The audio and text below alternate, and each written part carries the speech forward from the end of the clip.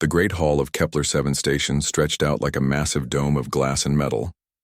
12 different alien species sat around the curved table, their various forms creating strange shadows under the bright lights. At the far end, 2 humans sat quietly in simple black uniforms.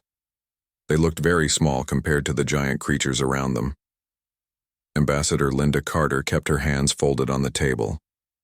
Her face showed no emotion as she watched the alien leaders whisper to each other in their strange languages. Next to her, Colonel Jake Morrison wrote notes on a small tablet. His military uniform was plain and neat, nothing like the colorful robes and armor worn by the aliens. Admiral Vexhai rose from his seat. The serpentine creature was over 8 feet tall when he stood straight. His scales were dark green and his yellow eyes looked down at the humans with clear disgust. He spoke in perfect English, though his voice hissed with every word. "Humans of Earth," Vexhai began, his forked tongue flicking out as he spoke. "We have gathered here today to offer you one final chance. Your species has grown too dangerous to remain free in this galaxy." The other aliens nodded their agreement. Queen Speaker Zilneth of the Threx clicked her mandibles together in what might have been laughter. Her insect-like body was covered in chitinous armor that gleamed under the lights. 6 arms moved constantly as she groomed her antennae. "Your kind breeds too fast," Zilneth said in a buzzing voice. "Your thoughts are too chaotic. You cannot be trusted to govern yourselves." Fragment of truth, the crystalline being from the ethereal nexus, pulsed with different colors as it spoke. Its voice sounded like wind chimes in a gentle breeze. "The mathematical probability of human success in galactic society is less than 0.001%. You will fail. You will cause others to fail with you." Linda Carter listened to each word but said nothing. Jake Morrison continued taking notes.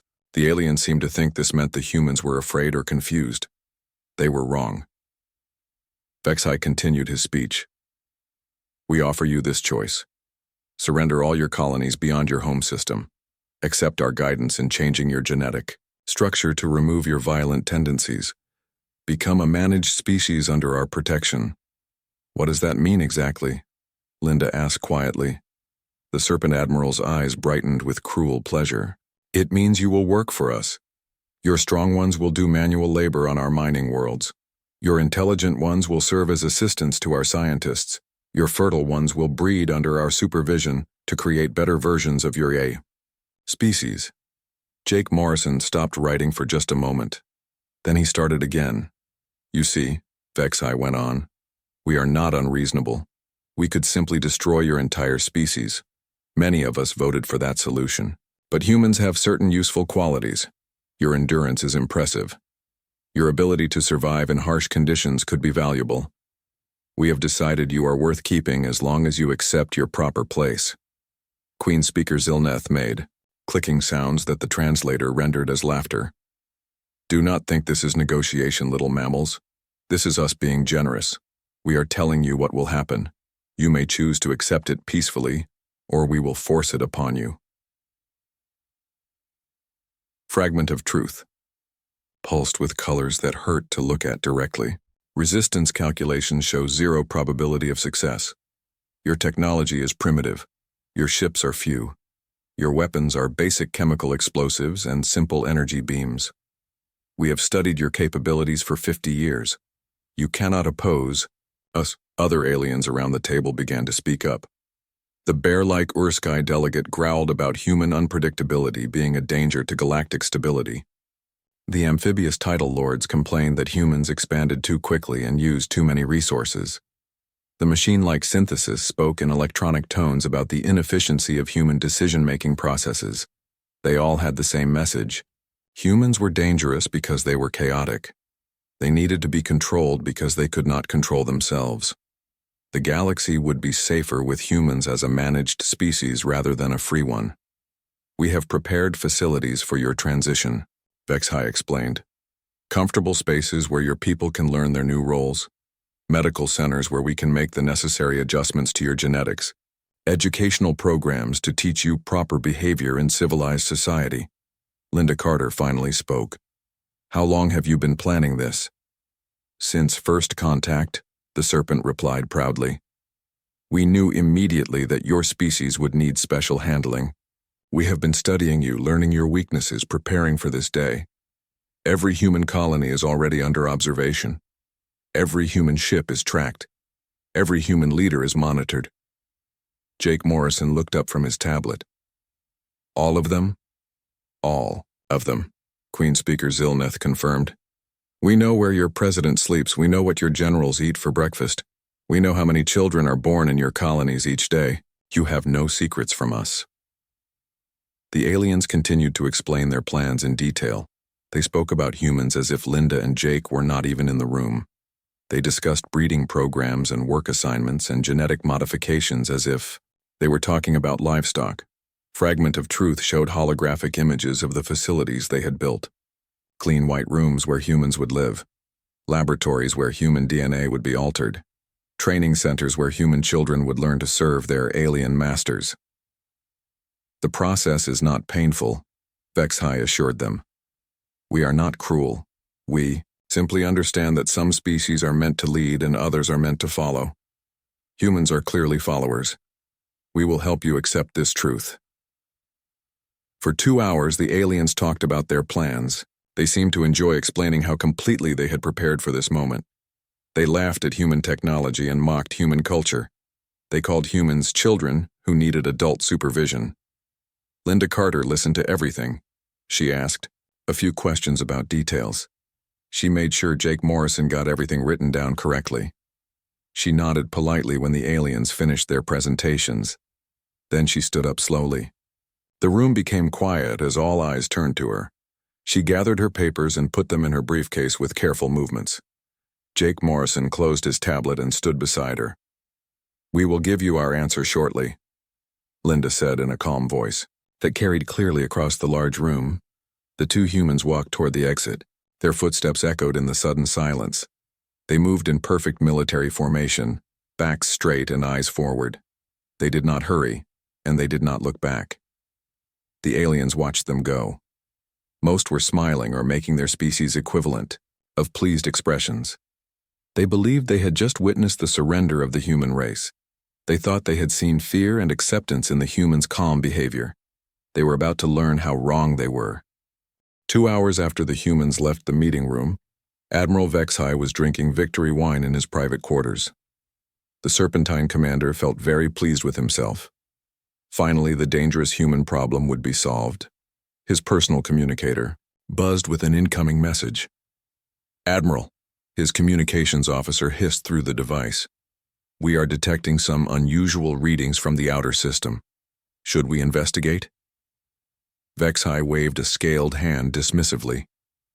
Probably just space debris. The humans are too primitive to threaten us here. Continue monitoring, but do not worry about small anomalies. He took another sip of his wine and smiled. Tomorrow, human ships would arrive to formally surrender. The galaxy would be safe from their chaotic influence. Everything was going according to plan. Captain Amy Rodriguez sat in the command chair of the UES Defiance, watching the tactical display with calm eyes. Around her, the bridge crew worked quietly at their stations. The ship hung in empty space, invisible to alien sensors thanks to technology the Coalition had never seen before. Status report, Amy said softly. All stealth systems operating at full capacity, replied Lieutenant Tom Brady from the sensor station. The alien fleet still shows no awareness of our presence. They are maintaining standard patrol formation. Amy nodded. Weapons status? All weapon systems charged and ready, reported Commander Lisa Park from the tactical station. Target locks are established on primary alien vessels. We have solutions for their entire fleet. Communications? Standing by on all channels, answered Ensign Chris Evans. Admiral Hamilton's task force reports ready. All human fleets are in position throughout the galaxy. Amy looked at the main screen, which showed the alien fleet hanging in space like sitting ducks. 75 massive warships, the pride of the Coalition forces. Their crews probably felt very safe right now. They would not feel that way much longer. Open a channel to Admiral Hamilton, Amy ordered. The screen flickered and showed Admiral Steve Hamilton on the bridge of the UES Retribution. His weathered face was serious but confident. Behind him, his crew worked at their stations. With military precision. Steve, Amy said, are you ready to begin Operation Checkmate? We have been ready for 15 years, Hamilton replied. All task forces report in position. The alien homeworlds are covered. Their fleet bases are covered. Their supply lines are covered. When we move everywhere at once. Amy turned to her tactical officer. Lisa, show me the alien fleet composition one more time. The main screen changed to display detailed information about each enemy ship. 25 Kasari Serpent ships with their poison gas weapons. 20 Threx Hive ships full of insect warriors. 15 Ethereal Nexus crystal ships with their energy beam arrays. Smaller numbers of ships from other coalition species, all confident in their technological superiority. They still think we only have 12 ships in this system, Lisa reported. Their sensors show exactly what we want them to show. Amy almost smiled. The aliens had been watching fake human ships for months while the real fleet moved into position using stealth technology. Every piece of intelligence the coalition had, gathered about human military capability, was carefully planned misinformation. Captain, Chris Evans called from communications. We are receiving the final surrender demand from Admiral Vexhai. He expects our formal response within the hour. He is about to get one, Amy replied. All stations, prepare for combat operations. This is not a drill. The bridge crew moved with practiced efficiency. Weapon systems that had been hidden behind false hull plates extended into firing position. Shields that the aliens thought were primitive energy barriers powered up to full military strength. The UES Defiance transformed from what appeared to be a simple human vessel into a weapon of war that would have impressed any military force in the galaxy. Admiral Hamilton, Amy said into the communication channel. Execute Operation Checkmate. All units, weapons free. Acknowledged, Hamilton replied. Beginning coordinated attack in 3-2-1 mark. Across the Kepler-7 system, space erupted with weapon fire. The UES Defiance and 49 other human ships materialized out of empty space as their stealth systems shut down. The alien fleet, caught completely off guard, scrambled to respond to an attack they had thought impossible. Human weapons, designed specifically to counter alien defenses, tore through coalition shields like they were made of paper. Kasari ships built to resist energy weapons found themselves helpless against human kinetic projectiles that punched through their hulls. Threx vessels, armored to survive ramming attacks, crumbled under focused plasma fire that melted their chitinous armor. Direct hit on the flagship, Lisa reported as the massive Kasari command ship began to list to one side. Their shields are down. Hull breaches on multiple decks. Amy watched the tactical display as alien ships tried desperately to form battle lines. They had been caught in patrol formation, spread out and vulnerable. Human ships moved with perfect coordination, each one exactly where it needed to be to inflict maximum damage. Captain, Tom Brady called from sensors. The alien fleet is trying to send distress signals to their homeworlds. Let them, Amy replied calmly. Their families should know what is happening. On the diplomatic station, General Bobby Chen stood at the window of the conference room, watching the battle with quiet satisfaction. The alien delegates who had been so arrogant a few hours earlier now pressed against the windows in shock and fear. This is impossible, Queen Speaker Zilneth buzzed frantically. Your ships are primitive. Your weapons are basic. How are you doing this? Bobby turned to face the terrified aliens. His expression was polite but cold. You studied us for 50 years. You learned about our old technology, our public capabilities, our obvious weaknesses, but you never learned about our real strength. Fragment of truth pulsed with rapidly changing colors that indicated extreme distress. The mathematical probabilities do not support this outcome. Human victory was calculated at 0%. Your calculations were based on false information, Bobby explained patiently. We have been preparing for this moment since first contact. Every piece of technology you saw was designed to fool you. Every capability you measured was carefully limited to make you overconfident. Admiral Vexhai slithered toward the window, his yellow eyes wide with disbelief. You knew we were planning this. Bobby nodded. We knew the moment you first contacted us that peaceful coexistence would be impossible. You are predators. You see other species as prey. We understood that eventually, you would try to make us your prey too. The Serpent Admiral hissed angrily. Even if you win here, you cannot defeat the entire coalition. We have thousands of ships, hundreds of worlds, billions of warriors. Actually, Bobby said, checking his communication device, Admiral Hamilton's task forces are engaging your home fleets right now. Captain Rodriguez reports that the Kasari 7th Fleet has surrendered. The Threx battle group at Hive World Prime has been destroyed. Your defense platforms around the Nexus core are offline. The alien stared at him in growing horror as he continued to read reports from across the galaxy. Human fleets were appearing everywhere, striking at every major coalition installation simultaneously. The attack was so perfectly coordinated that it seemed impossible. How many ships do you really have? Vexhai whispered. Bobby looked back out the window, where the last alien vessels were either surrendering or burning in space. Enough, he said simply. We have enough. The coalition had spent 50 years preparing to enslave humanity. They had built facilities, planned breeding programs, and designed genetic modification procedures. They had been so confident in their intelligence and preparation.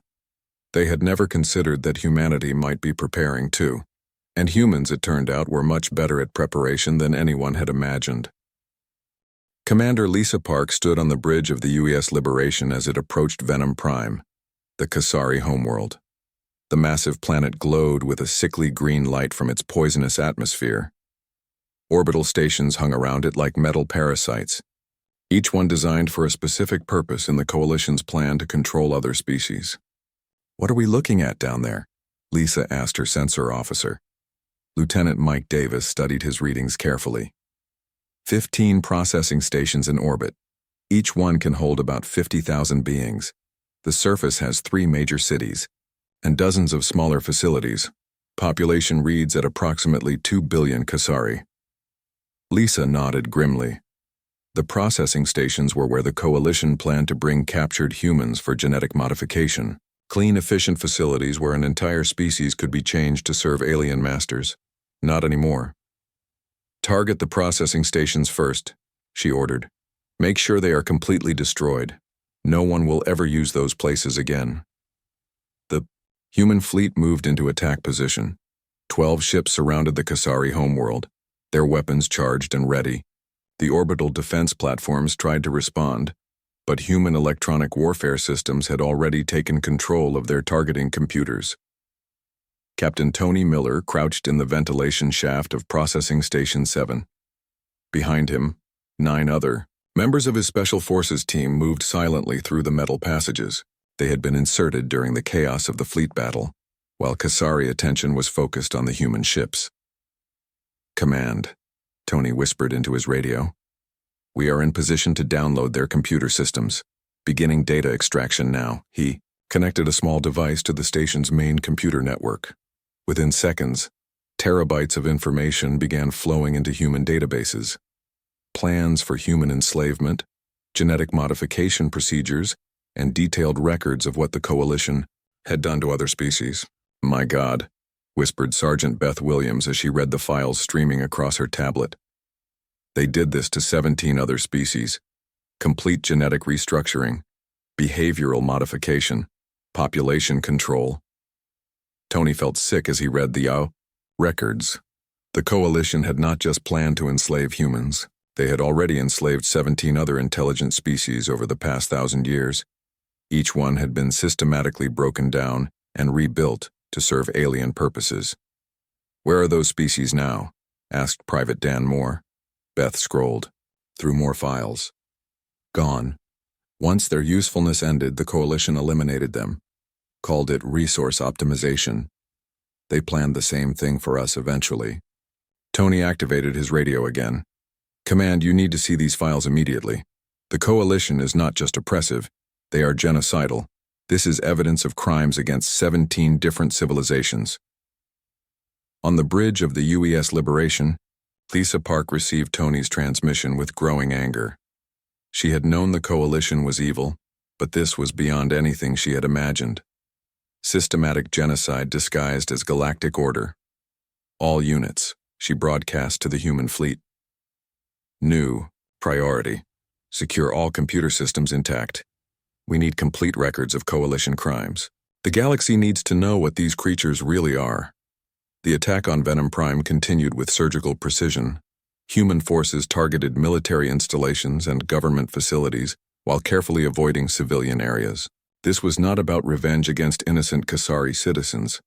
This was about justice for the Coalition's crimes. Commander Rachel White received a very different kind of message aboard the UES Diplomacy as it approached the free world of Haven's Rest. This planet was home to the Gentlefolk, a peaceful species that had somehow managed to avoid Coalition control for 3 centuries. Captain White, came the transmission from the planet's surface.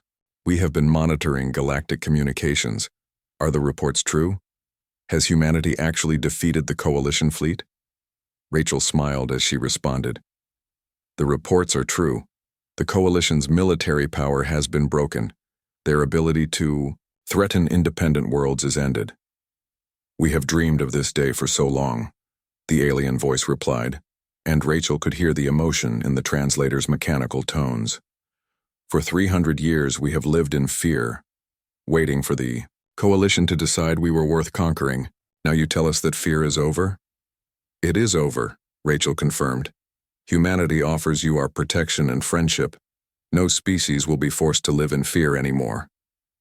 Similar conversations were happening across the galaxy as news of the Coalition's defeat spread. Species that had hidden from alien attention for generations emerged from their remote star systems. Worlds that had paid tribute to avoid conquest began celebrating their freedom. General Carl Davis commanded the largest human fleet, tasked with neutralizing the Coalition's ultimate weapons. Intelligence had revealed that the aliens possessed planet-killing devices left behind by an ancient civilization. The Coalition had never used them, but they had threatened to destroy entire worlds rather than lose control of them. Sir, reported Commander Jim Foster from the sensor station. We have located the weapon platform in the Nexus system. It appears to be powering up. Carl studied the tactical display. The ancient weapon was enormous, built into an asteroid and powered by technology that even the Coalition did not fully understand. If activated, it could turn planets into lifeless rocks. Distance to target? Carl asked. 12 million kilometers. And closing, replied his navigation officer. Fire when ready. I want that thing reduced to atoms. The human fleet unleashed a coordinated barrage that would have impressed military commanders throughout the galaxy. Advanced missiles, plasma torpedoes, and kinetic projectiles struck the ancient weapon platform simultaneously. The explosion was visible from 3 different star systems. Target destroyed, reported Jim Foster. The weapon platform is completely eliminated. Carl nodded with satisfaction. Signal Admiral Hamilton. Ancient weapon system Nexus 7 is neutralized, proceeding to next target. Across the galaxy, similar scenes played out as human forces systematically dismantled the Coalition's ability to threaten civilian populations. Every doomsday weapon, every orbital bombardment platform, every facility designed to inflict mass casualties was identified and destroyed. Back on Kepler 7 station, the alien delegates watched these reports with growing desperation. Their carefully constructed empire was collapsing in real time. Species they had oppressed for centuries were celebrating in the streets. Worlds they had controlled were declaring independence. You cannot do this, Admiral Vexai hissed at General Bobby Chen. The galaxy needs order. Without the Coalition, there will be chaos. Bobby looked at the serpentine alien with disgust. You call systematic genocide order? You call enslaving entire species peace? The galaxy is better off without your kind of order. Queen Speaker Zilnath clicked her mandibles anxiously. What will you do with us? Will you enslave us as we planned to enslave you? Bobby shook his head. We are not like you. We do not believe in enslaving other species, but we will not allow you to continue threatening innocent people either. Fragment of truth. Pulsed with dim colors, its crystalline form flickering weakly. Statistical analysis indicates total Coalition defeat probability now exceeds 99%. Resistance is mathematically impossible. Then you should surrender, Bobby suggested reasonably. Your military forces are destroyed. Your weapons are neutralized. Your subject species are free. The coalition no longer exists as a galactic power. The aliens looked at each other with expressions of defeat and confusion. For over 1,000 years, they had been the masters of this galaxy. They had decided which species lived and which died. They had controlled trade, politics, and the very evolution of countless civilizations. Now, it was over. Ended by a species they had considered primitive and chaotic. Destroyed by beings they had planned to use as slaves and breeding stock. The irony was not lost on any of them. What happens now? Vexhai asked quietly. Bobby smiled, but it was not a cruel expression. Now we build something better. A galaxy, where species cooperate instead of dominating each other. A civilization based on freedom instead of fear. The coalition's reign of terror was ending, but for the first time in over a millennium, the galaxy had hope for something better. Admiral Helen Brown received the coalition's final threat while sitting in her command chair aboard the UES Judgment. The message came through on all frequencies, broadcast across the entire galaxy. Admiral Vexhai's voice hissed with desperate fury as he delivered his ultimatum. Humans of Earth, the Serpent's transmission began. You have made a grave mistake.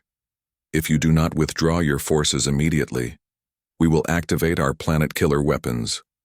Billions of innocent beings will die, and their blood will be on your hands. Helen listened to the entire message without changing expression. Around her, the bridge crew waited for orders. They had trained for this moment, knowing that cornered predators always became most dangerous when facing defeat. Communications, Helen said calmly. Get me Admiral Hamilton and Captain Rodriguez. Priority channel. Within moments, the main screen split to show both commanders. Steve Hamilton looked grim from the bridge of the UES Retribution. Amy Rodriguez appeared confident as always from the UES Defiance. You both heard the transmission, Helen said. Status report on the ancient weapons. Steve checked his tactical display. We have located 47 planet-killer installations across Coalition space. They are all powering up simultaneously. The aliens are serious about this threat. Amy nodded grimly. My intelligence teams confirm that the Coalition has the capability to destroy inhabited worlds. They are desperate enough to commit mass genocide rather than surrender. Helen felt a cold anger building in her chest. Even facing complete defeat, the Coalition still thought like predators. They would rather kill billions of innocent people than accept that their reign of terror was over. Time to weapons activation? Helen asked. 17 minutes, Steve replied. Maybe less if they rush the process. Helen smiled, but it was not a pleasant expression. More than enough time. Execute. Operation Clean Sweep. All units full attack. Across the galaxy, human fleets moved with perfect coordination. Colonel Ryan Mitchell had spent 15 years undercover in Coalition society, mapping every weapons installation and identifying every strategic target. His intelligence network had prepared for exactly this moment. Strike Team Alpha, this is Overwatch. Ryan transmitted from his hidden position on the Kasari military command station. Targets are confirmed. All planet-killer weapons are located and marked for destruction. The response came immediately.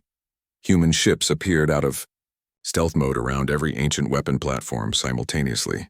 The Coalition had expected humanity to negotiate or withdraw when faced with the threat of mass destruction. Instead, they found themselves under attack from forces they had not even known existed. Captain Eric Johnson led the assault on the weapon, platform designated Target 7. The massive structure was built into an asteroid and powered by technology the Coalition barely understood. It had enough destructive power to crack a planet in half. Target acquired, Eric reported as his ship moved into attack position. Beginning bombardment run, the UES Vengeance and 5 other human ships unleashed everything they had at the ancient weapon. Plasma torpedoes, kinetic projectiles, and energy beams struck the installation from multiple angles. The Coalition defenders tried to respond, but human electronic warfare systems had already taken control of their targeting computers. Direct hit on the power core, reported Lieutenant Sam Wilson from the tactical station. The weapon is going critical. Eric watched as the ancient installation exploded in a burst of light that lit up the entire star system. 1 down, 46 to go. Dr. Patricia Adams sat in the communication center of the UES Freedom, preparing to broadcast a message that would change galactic history forever. She had spent months reviewing the evidence that human forces had gathered from coalition facilities. The proof of their crimes was overwhelming. All galactic communication networks. This is Dr. Patricia Adams of the Human Defense Force, she began. What you are witnessing today is not an invasion or conquest, it is justice. The transmission carried detailed evidence of coalition atrocities across 17 different star systems. Video records of genetic modification experiments. Documents describing systematic genocide. Financial records showing how the coalition had profited from the enslavement of entire species. For over 1,000 years, Patricia continued, the coalition has presented itself as a force for galactic order and peace. The evidence shows they are genocidal predators who have systematically destroyed any species that refuse to submit to their control. The broadcast reached every inhabited world in the galaxy. Species that had lived under coalition rule for generations learned the truth about their oppressors. Independent worlds saw proof that their fears had been justified. The free peoples of the galaxy finally understood what they had been fighting against. Ambassador Linda Carter stood on the bridge of the UES Freedom, watching reports stream in from across the galaxy. Human forces had successfully destroyed 38 of the 47 ancient weapons. The remaining 9 were powering down as their coalition operators realized the futility of resistance. Ma'am, reported Communications Officer Dave Clark, we are receiving surrender requests from coalition forces in 12 different star systems. They are requesting terms. Linda nodded. The coalition's final gambit had failed completely. Their threats had been neutralized and their crimes exposed to the entire galaxy. They had nothing left to bargain with except the lives of their own people. Open a channel to all coalition commanders, Linda ordered. Broadcast on all frequencies. The communication system activated, carrying her voice to every surviving coalition facility. Her words were calm but carried the weight of absolute authority. To all coalition forces, this is Ambassador Linda Carter of Earth. Your military power has been broken. Your weapons of mass destruction have been destroyed. Your crimes have been exposed to the galaxy. You have one choice remaining. She paused, letting the words sink in. Surrender unconditionally and face justice for your actions, or continue fighting and face complete annihilation. You have 1 hour to decide. On Kepler 7 station, Admiral Vexhai slumped in his chair as the human ultimatum ended. Around him, the other coalition leaders looked defeated and broken. Their 1,000-year empire had collapsed in less than 24 hours. It is over. Fragment of truth pulsed weakly. All probability calculations confirm total defeat. Resistance serves no mathematical purpose. Queen Speaker Zilnath clicked her mandibles in distress. How did they know? How did they find all our weapons so quickly? General Bobby Chen answered from across the room. We have been watching you for 15 years. Every installation, every weapon, every secret facility. We knew where everything was before we even attended your meeting yesterday. Vexahai looked up with tired eyes. You never intended to negotiate, did you? Bobby shook his head. Negotiation requires good faith from both parties. You came to that meeting planning genocide. We came to confirm which species needed to be stopped. The Serpent Admiral hissed softly. What will happen to us now? You will stand trial for your crimes, Bobby replied. The galaxy will judge you based on the evidence of what you have done. Justice will be served. Outside the station windows, the last coalition ships were powering down their weapons and broadcasting surrender codes. The galactic war that had lasted less than a day was finally over. But for the first time in over a millennium, the galaxy could look forward to peace built on justice rather than fear. 6 months later, Captain Sandra Lopez walked through the halls of what had once been the coalition's most important government building. The massive structure on the former capital world now served as headquarters for the Galactic Liberation Council. Where alien tyrants had once planned the enslavement of entire species, Representatives from dozens of free worlds now work together to build a better future. Sandra stopped at a large window that looked out over the city below. The streets, that had once been filled with fearful alien citizens, now bustled with activity, as beings from many different species worked side by side. Markets sold goods from across the galaxy. Children from various worlds played together in the parks. It was exactly what humanity had hoped to achieve. "Captain Lopez," called a familiar voice. Sandra turned to see Dr. Nancy Price approaching with a thick folder of documents. Nancy had been working tirelessly for months to document the Coalition's crimes and help the galaxy understand what had really happened. "How goes the investigation?" Sandra asked. Nancy sighed and held up the folder. "We have confirmed crimes against 23 different species, not just the 17 we originally discovered. The Coalition's systematic genocide program goes back almost 1,500 years. They were very good at hiding their activities." Sandra felt a familiar anger at the scope of the Coalition's evil. "Any good news?" "Actually, yes," Nancy smiled. "We have found survivors. 3 of the species the Coalition claimed to have eliminated actually had hidden populations that escaped. They are slowly coming out of hiding now that they know it is safe." That was encouraging news. Every species saved from extinction was a victory against the Coalition's legacy of death. Sandra made a mental note to ensure those survivors received whatever help they needed to rebuild their civilizations. Commander Greg Turner entered the room carrying his own set of reports. Greg had been working with former Coalition worlds to help them transition to democratic governments. It was challenging work, since many of these species had lived under tyranny for so long they had forgotten how to govern themselves. "Sandra," Greg said, "I wanted to update you on the rehabilitation programs. The former Kasari slave worlds are making excellent progress. Most of their populations have voted to establish independent governments with human advisors." "What about the Kasari themselves?" Sandra asked. Greg's expression became more serious. "That is more complicated. The general population seems genuinely shocked by what their leaders did. Many of them claim they never knew about the genocide programs or the enslavement plans." Sandra nodded. This was one of the most difficult challenges facing the new galactic order. "How do you deal with species whose governments had committed terrible crimes when many of their citizens appeared to be innocent?"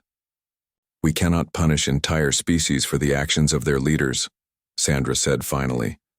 "But we also cannot ignore what was done in their name." "Agreed," Greg replied. "We are establishing truth and reconciliation programs on each world.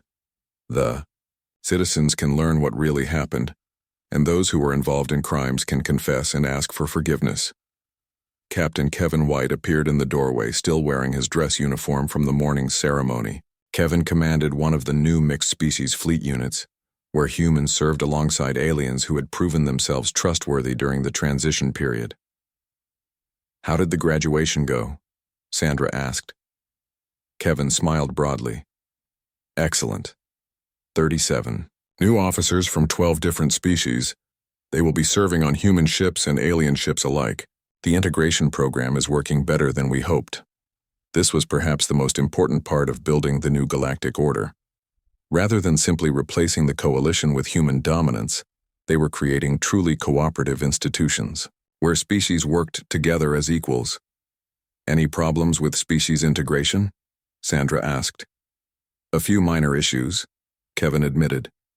"Some cultural differences in military protocol. Different species have different ideas about command structure and discipline, but nothing we cannot work through with patience and communication." General Martha Scott entered the room looking tired but satisfied. Martha commanded the forces dealing with Coalition holdouts who still refused to accept the new reality. There were not many of them, but they were dangerous enough to require constant vigilance. "Martha," Sandra greeted her. "How are our stubborn friends doing?" "Down to just 3 organized resistance groups," Martha reported. "All small, all poorly equipped, all losing support from their own populations. We should have them rounded up within the next month." "Any civilian casualties?" "None," Martha said firmly. "We are being very careful to avoid harming innocent people. These holdouts are criminals, not representatives of their species. The door opened again and Ambassador Linda Carter walked in. Linda still served as humanity's primary diplomatic representative, working to build relationships with newly free species and ensure that the galaxy remained peaceful. "Linda," Sandra said warmly, "how was your meeting with the Free Worlds Alliance?" Linda smiled and sat down at the conference table. "Very productive. 17 more species have agreed to join the Galactic Liberation Council. They are particularly interested in our mutual defense agreements. Any concerns about human leadership?" Sandra asked.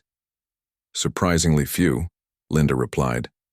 "Most species seem to understand that we are not interested in replacing the coalition as galactic rulers.